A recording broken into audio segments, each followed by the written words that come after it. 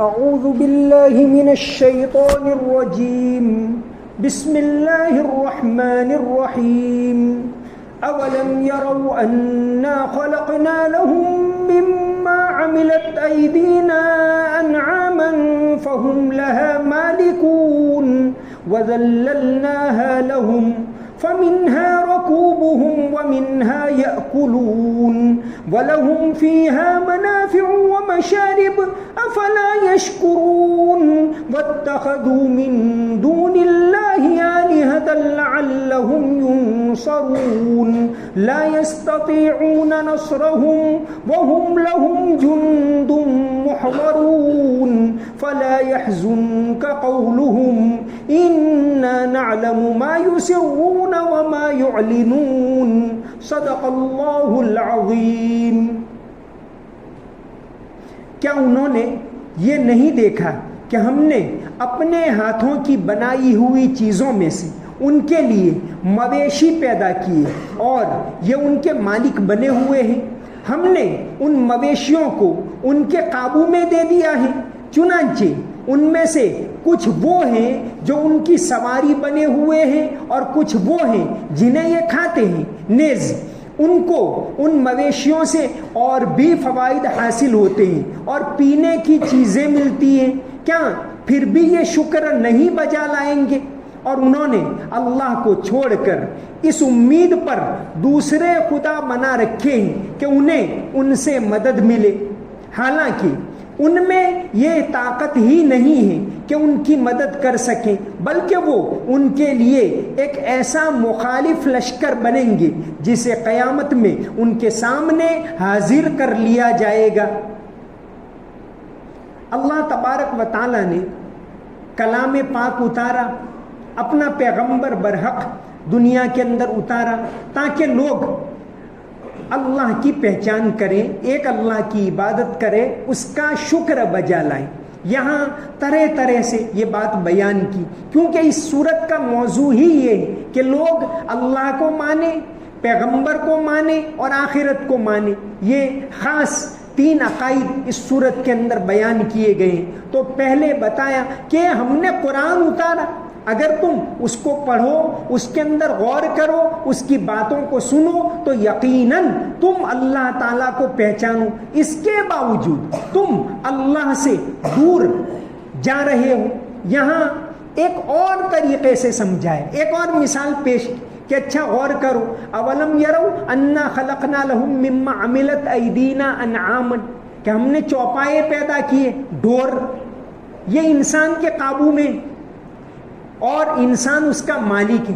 جو مالک ہوتا ہے، بھینس ہے بڑی طاقتور ہے لیکن انسان کے قابو میں رہتی، بیل ہے اس کے قابو میں رہتا ہے، ہاتھی ہے اس کے قابو میں رہتا ہے کیونکہ وہ اس کا مالک ہے۔ تو انسان تو اس پر سے یہ غور کر کہ جب وہ جانور قابو میں رہتا ہے، سورہ عادیات کے اندر اللہ تعالیٰ نے فرمایا کہ دیکھو گھوڑا اپنے مالک کا ایسا وفادار ہوتا ہے کہ لڑائی میں کود پڑتا ہے، اپنی جان کی بھی پرواہ نہیں کرتا۔ تو جب تم ان کے مالک ہو، وہ تمہارے قابو میں رہتا ہے، تو وہ خدا جو تمہارا مالک ہے تم اس کے قابو میں کیوں نہیں رہتے؟ تم اس کی بات کیوں نہیں مانتے؟ اولم یرو انا خلقنا لهم مما عملت ایدینا انعاما، انعام کے معنی چوپائے، جس کو کہتے پالتو جانور۔ قرآن کریم کے اندر چند صورتیں جانوروں کے نام پر سے، قرآن میں جانوروں کا بھی ذکر ہے اور اس کے ذریعے انسان کو، جو اگرچہ قرآن ہدایت کی کتاب ہے، نصیحت کی کتاب ہے، یہ کوئی بایولوجی کی کتاب نہیں، لیکن اس کا بھی قرآن میں ذکر ہے۔ دنیا میں جو بھی ہے اللہ تبارک و تعالیٰ نے کچھ نہ کچھ اشارہ کیے۔ تو قرآن کریم کی 5 اور 1 6 صورتیں تو ایسی ہیں جن کا نام جانوروں کے نام پر سے۔ سورہ بقرہ کے معنی گائے، سورہ نحل کے معنی شہد کی مکھی کہ اس کے اوپر غور کرو، سورہ نمل کے معنی چونٹی، سورہ فیل کے معنی ہاتھی، سورہ عنکبوت کے معنی مکڑی کروڑی، اور ایک سورت ہے سورہ انعام جانور کا نام نہیں، انعام کا مطلب چوپائے، پالتو جانور۔ تو 5 اور یہ 1 114 صورتوں میں سے 6 صورتیں تو ایسی ہیں جو حیوانات کے نام پر ہیں. تو فرمایا اللہ تعالیٰ نے کہ تم غور کرو ان پالتو جانوروں کے اوپر تو تم اللہ کی ذات کو پہچان لو گی. اس کے اندر اللہ تبارک و تعالیٰ نے کیا کیا فائدے رکھے ہیں. ایک تو وہ تمہارے قابو میں رہتے, وَذَلَّلْنَاهَا لَهُمْ, ان کو تمہارے تابع کر دیا. فَمِنْهَا رَكُوبُهُمْ, تم اس پر سوار ہوتے ہو. ایک فائدہ تو سوار ہونا. صدیوں سے اور آج بھی دنیا میں بہت سارے علاقوں میں فوجی لوگ تو کم سے کم اس کو استعمال کرتے ہیں, انسان بھی بہت ساری چیزوں میں استعمال کرتے. رَكُوبُهُمْ وَمِنْهَا يَأْكُلُونَ, پھر اس میں سے کھاتے ہو. اللہ تبارک و تعالیٰ نے ایک فائدہ تو رکھا سوار ہونا.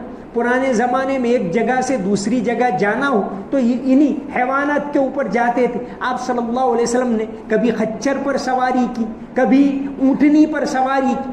تو یہ جانور اللہ تعالیٰ نے بنائے اور جانور انسان کے قابو میں رہتے ہیں. وَذَلَّلْنَاهَا لَهُمْ, ان کو ان کے قابو میں دے دیا. فَمِنْهَا رَكُوبُهُمْ, ان پر سوار ہوتے ہیں. وَمِنْهَا يَأْكُلُونَ, اور اس میں سے کھاتے ہیں. انسان کا پوری دنیا میں انسان کی جو غذا ہیں فوڈ, اس میں سب سے بڑا ایک تو یہ ہے جانوروں کا گوشت, اور دوسرے نمبر پر سی فوڈ یعنی سمندر سے جو مچھلیاں نکلتی, لحمن طریت.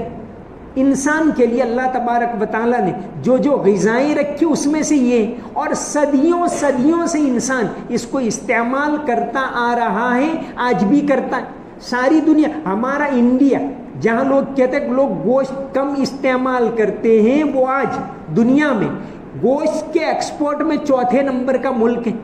برازیل اور آسٹریلیا اور US کے بعد 4تھے نمبر پر ہندوستان ہے گوشت کے ایکسپورٹ میں. ہے بالکل باقاعدہ سرکاری ریکارڈ ہے.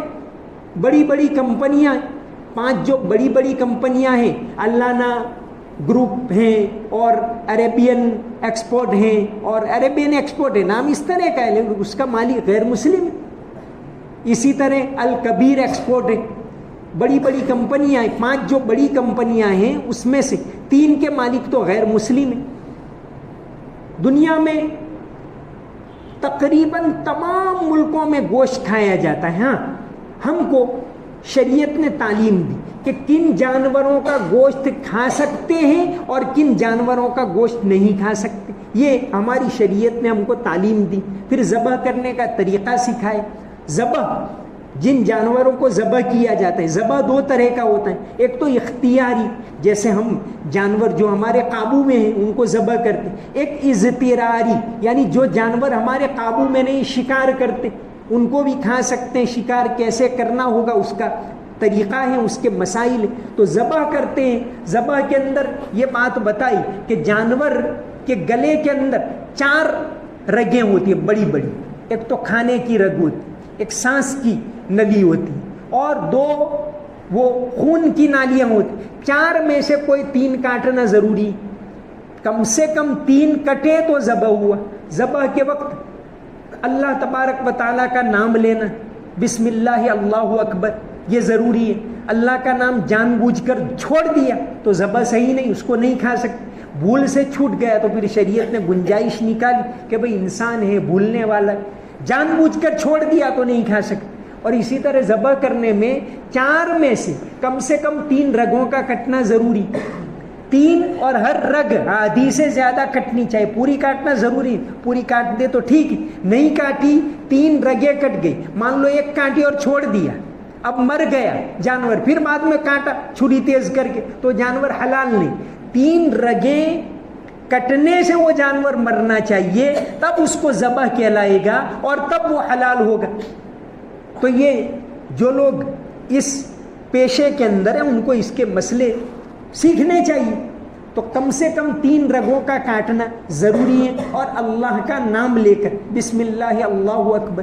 صرف اللہ اکبر بولا تو بھی اللہ کا نام آ گئے, صرف بسم اللہ بولا تو بھی اللہ کا نام آ گئے. لیکن سنت یہ ہے کہ یہ دونوں ایک ساتھ بولے, بسم اللہ اللہ اکبر, اور یہ 3 رگیں کٹنی چاہیے. عورتیں بھی ذبح کر سکتی, مرغا وغیرہ ہو, بسم اللہ اللہ اکبر کہہ کر عورت ذبح کرے تو صحیح ہے, کوئی حرج نہیں.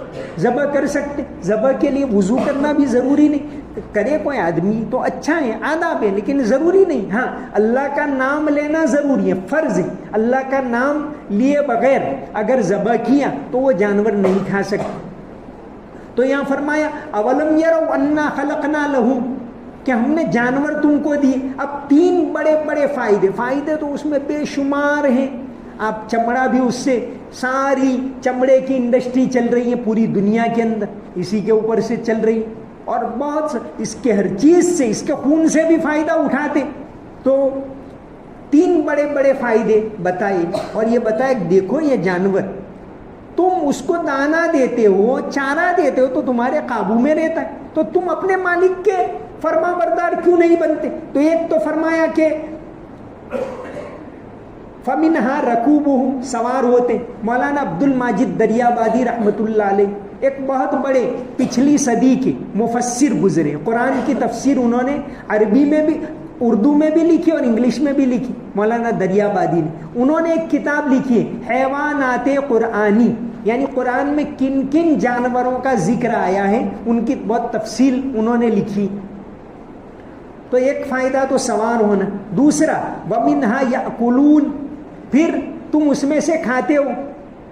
تیسری بات آئی مشارب, دودھ. سائنسداں کہتے ہیں کہ دودھ ہے کمپلیٹ فوڈ ہے.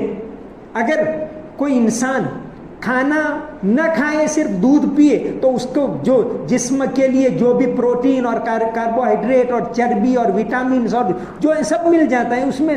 تو دودھ بشرطے کہ وہ اصلی دودھ, نقلی دودھ کا بھی, کیونکہ انسانیت تو رہی نہیں, نقلی دودھ کا کاروبار بہت بڑے پیمانے کے اوپر ہمارے ملک کے اندر چلتا ہے اور چل رہا ہے.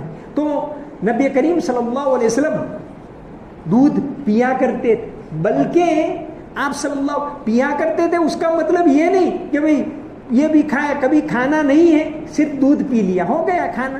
آپ کہ بھئی کھجور کھاتے تھے, کبھی کھانا نہیں, چلو لاؤ 2-4 کھجور کھا لیں, کھانا ہو گئے. آپ صلی اللہ علیہ وسلم کھانے پینے میں اتنے زیادہ سادہ تھے.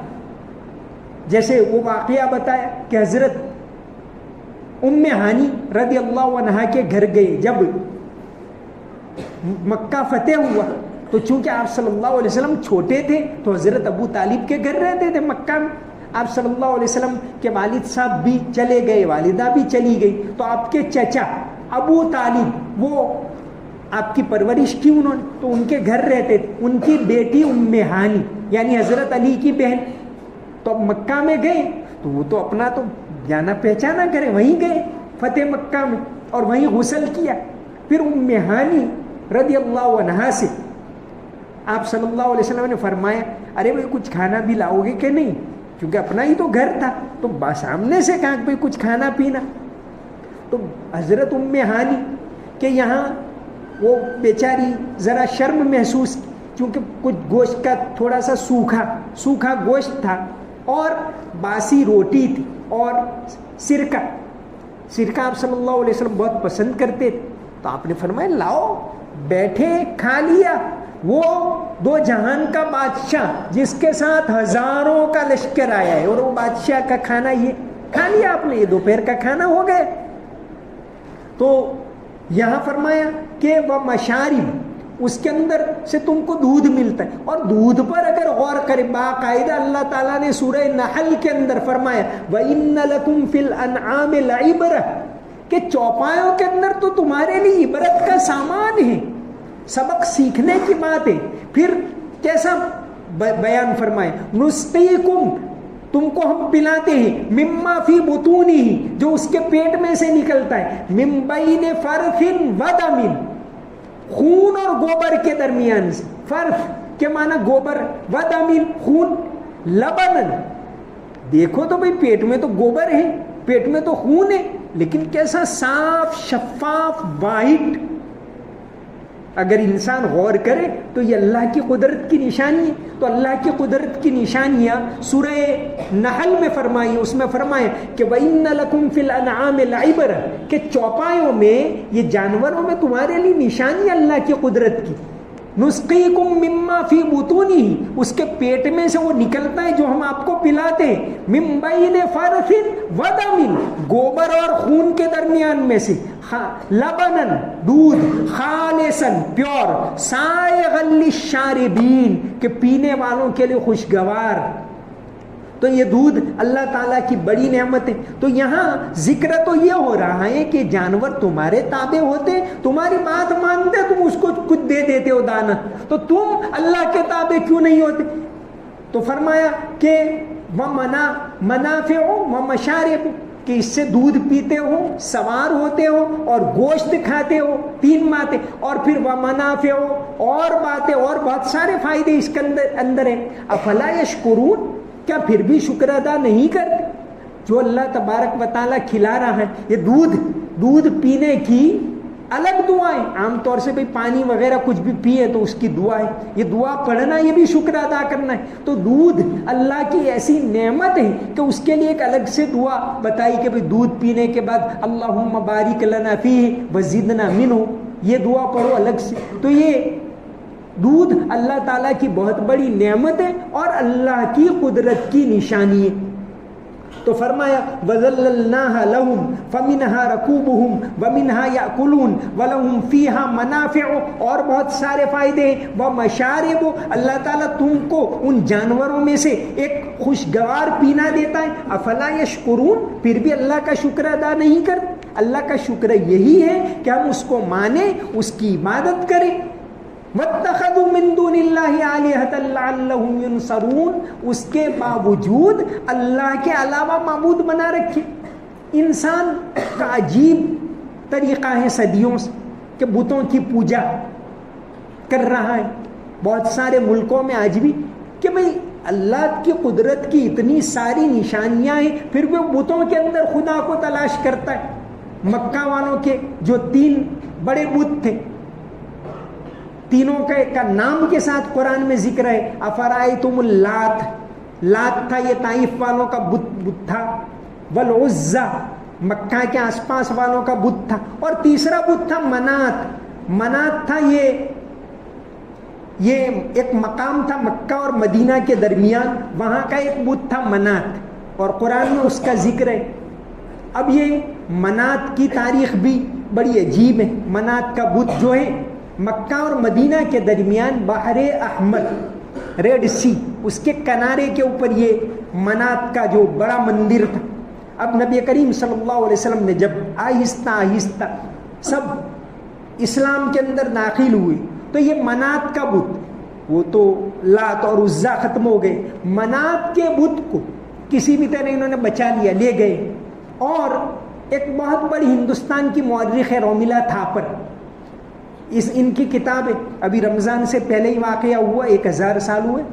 رومیلا تھاپر کی کتاب ہے Somnath the many voices of history, کہ سومناتھ ہے یہ ایک تو فروخی سیستانی ایک بہت بڑا تاریخ داں گزرا ہے، اور محمود غزنوی کے ساتھ یہاں آیا تھا۔ فروخی سیستانی 1040 میں انتقال ہوا، عیسوی سن 1040، 1026 میں محمود غزنوی نے یہاں حملہ کیا تھا سومناتھ کے اوپر، ایگزیکٹ 1000 سال ہوئے۔ اب اس زمانے میں یہ ہوا کرتا، تو ان کے ساتھ جو فروخی سیستانی آیا تھا، اور دوسرا ایک مورخ گردیزی، ابو سعید گردیزی، فروخی سیستانی کی کتاب شہریار نامہ، اس میں انہوں نے لکھا ہے کہ یہ سومناتھ ہے وہ اصل میں جو منات کا بت تھا، یہ ابھی کی کوئی تاریخ نہیں، 1000 سال پہلے انہوں نے لکھا کہ منات کا جو بت تھا۔ اسی طرح کئی کتابوں کے اندر یہ کہ منات کا بت وہ بچا کر لائے تھے۔ اس زمانے میں ہندوستان اور عربوں کے آج کے تعلقات نہیں، تجارتی تعلقات اس زمانے سے، آپ کو تعجب ہوگا کہ آزادی کے بعد بھی 1967 تک 6 عرب ملکوں میں ہندوستان کا روپیہ چلتا تھا۔ کویت کی کوئی کرنسی نہیں تھی، یو اے ای کی کوئی کرنسی نہیں تھی، بحرین کی کوئی کرنسی نہیں، ان کی کرنسی یہ اپنا یہ بینک چھاپ کر بھیجتا تھا، وہاں کا روپیہ چلتا تھا، اتنے تجارتی تعلقات تھے۔ تو وہ फर्रुखी सिस्तानी तो थे, तो आना जाना रहता था। तो एक तिजारती काफिला है और बूथ लेकर आया और यहाँ इन्होंने वो बूथ लगा दिया था सोमनाथ के अंदर। ये फर्रुखी सिस्तानी का बयान है और इसी तरह गर्देजी का बयान है। ये रोमिला थापर सोमनाथ की तारीख के ऊपर सबसे ज़्यादा तहकीक रोमिला थापर ने करके अभी अभी एक किताब लिखी है, Somnath the many voices of history. इसके अंदर इन्होंने फर्रुखी का भी लिया है और गर्देजी का भी लिया है, फरिश्ता का, तारीख़ फरिश्ता का भी बयान लिया है, और ये तुम्हारे तमाम मुअर्रिखीन का बयान इन्होंने लिया है। किताबुल हिंद वाले अबू रैहान अल बैरूनी उन्होंने भी ये बयान किया है। तो इंसान अल्लाह को छोड़कर बुतों की इबादत करता है। बुतों की इबादत के सिलसिले में एक दिलचस्प वाक़या हदीस की किताबों के अंदर आता है। एक सहाबी थे अमर इब्ने जमूह, अभी मदीना के अंदर वो रहते थे, मदीना के बड़े चौधरी थे, और इसी तरह मदीना के एक मंदिर के बड़े पुजारी थे अमर इब्ने जमूह। उनका घर में उनका ये मनात का बुत रखते थे। आप सल्लल्लाहु अलैहि वसल्लम अभी हिजरत करके मदीना आए नहीं, उससे पहले मदीना में इस्लाम की किरणें पहुंचने लगी और कुछ लोग मुसलमान होने लगे। हज़रत मुसअब इब्ने उमैर रदियल्लाहु अन्हु, इनकी बड़ी मेहनत रही इस सिलसिले में। मुआज़ इब्ने जबल की मेहनत रही, बहुत सारे सहाबा ने, उबई इब्ने काब और बहुत सारों ने इस्लाम की किरणें पहुंचाई मदीना के अंदर। तो ये अमर इब्ने जमूह, इनके 3 बेटे और इनकी बीवी मुसलमान हो गई। इनको पता नहीं ये तो मंदिर के पुजारी। अब बीवी ने सोचा कि भाई बूढ़े बूढ़े मियाँ किसी तरह इस्लाम में दाखिल हो जाएं, क्या करना चाहिए। तो बल्कि बूढ़े मियाँ ने उनको बुलाया बीवी को कि देख कोई नए दीन की बात चल रही है, ये लड़कों का ध्यान रखना कई बातों में ना आ जाए। लेकिन इनका तो प्लान अलग था। अब तीनों लड़के इनके थे अमर इब्ने जमूह के, मुआज़ और मुअव्वज़ और खल्लाद। ये मिले मुसअब इब्ने उमैर कि भाई बूढ़े मियाँ को के दिल में से बुत की मोहब्बत कैसे निकालना, कोई तरीक़ा बताओ। अब चारों ने मिलके मशवरा किया और प्लानिंग किया। क्योंकि बड़े मियाँ तो सुबह उठे, पहले मनात, हर काम में पहले मनात से मशवरा, और उनका तरीक़ा ये होता था कि भाई कोई काम करना हो तो उससे मशवरा करते थे और उसके पीछे किसी औरत को बिठा देते थे, भाई ये काम करूं या न करूं। अब फिर वो औरत के दिल में जो बात है बोले, इसके मुताबिक करते थे। तो अब क्या करना, तो चारों ने मिलकर मशवरा किया और रात को जब देर रात बड़े मियाँ सोए हुए थे तो 3 बेटे और वो गए और मनात को बुत को उठाया, बहुत टॉप लकड़ी का बना हुआ था, और अबू सलमा के कूड़ेदान में डाल दिया, फेंक दिया और जाके सो गए। सुबह उठे कोई बुत नहीं है, बहुत ज़्यादा किसने हमारे माबूद के साथ किया, ऐसा करेंगे वैसा करेंगे। निकले, बुत मिला वहाँ कूड़ेदान में से, कचरे में से, उठाया, लाए, धोया, दोबारा रखा और कहा कि हमको पता नहीं किसने किया, अगर पता चल जाए तो हम ऐसा कर दें वैसा कर दें। फिर उसकी इबादत की। 2-4 दिन हुए, फिर लड़कों ने यही किया, फिर डाल दिया जाके रात को कूड़ेदान में, फिर वो ले आए। अब तीसरी मर्तबा लड़कों ने ये किया कि जब रात को बड़े मियाँ सोए हुए थे, खर्राटे ले रहे थे, गए और बुत को लिया, ले जाके एक मरा हुआ कुत्ता था उसके साथ बांधा और डाल दिया। सुबह गए, फिर दोबारा मिला, अब उसको उठाया नहीं। अब वो लड़कों ने भी कहा कि जो बुत अपनी हिफाजत नहीं कर सकता वो तुम्हारे क्या काम आएगा। फिर इनको बात समझ में आई, फिर आहिस्ता आहिस्ता वो अमर इब्ने जमूह मुसलमान हो गए और बाद में तो बहुत ऊंचा मकाम पाया। तो ये इंसान की सदियों से फितरत रही है कि बुतों की इबादत करता है। तो फरमाया कि जानवर हमने तुम्हारे ताबे कर दिया तो वो तुम्हारी बात मानता है, एक छोटे बच्चे के भी कंट्रोल में रहता है, और तुम उसके काबू में नहीं रहते, उसकी बात नहीं मानते, फर्मा बरदारी नहीं करते। वत्तखज़ू मिन दुनिल्लाहि आलिहतन लअल्लहुम युनसरून ला यस्ततीऊन नसरहुम, वो तुम्हारी मदद भी नहीं कर सकते, फिर भी तुम ان کی عبادت کرتے ہو. ایک مثال قرآن میں بیان فرمائی, یا ایھا الناس ضرب مثل فاستمعوا له ان الذين تدعون من دون الله لن يخلقوا ذبابا ولو اجتمعوا له وان يسلبهم الذباب شيئا لا يستنقذوه منه, کہ اگر یہ بت کے اوپر مکھی بیٹھ جائے تو مکھی کو بھی اڑا نہیں سکتا, اتنی بھی اس کے اندر طاقت نہیں, پھر بھی بات تمہاری سمجھ میں نہیں آتی. تو یہاں سورت کے آخر میں وہی توحید کی بات آئی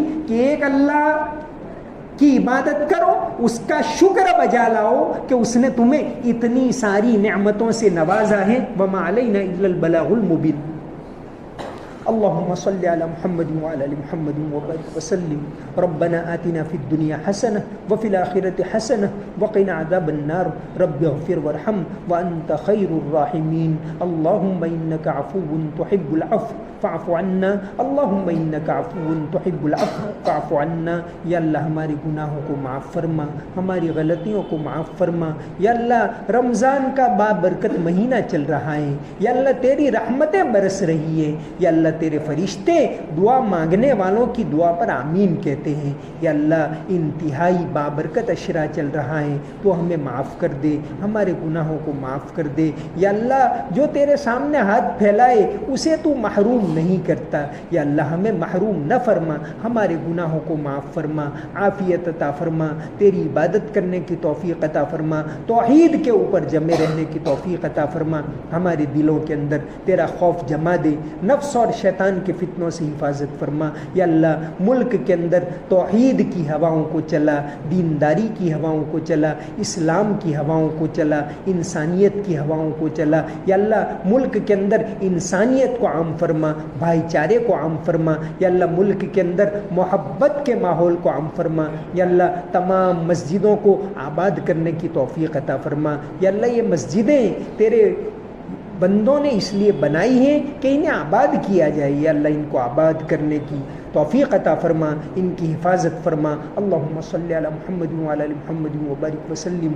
سمعنا واطعنا غفرانک ربنا والیک المصیر برحمتک یا ارحم الراحمین.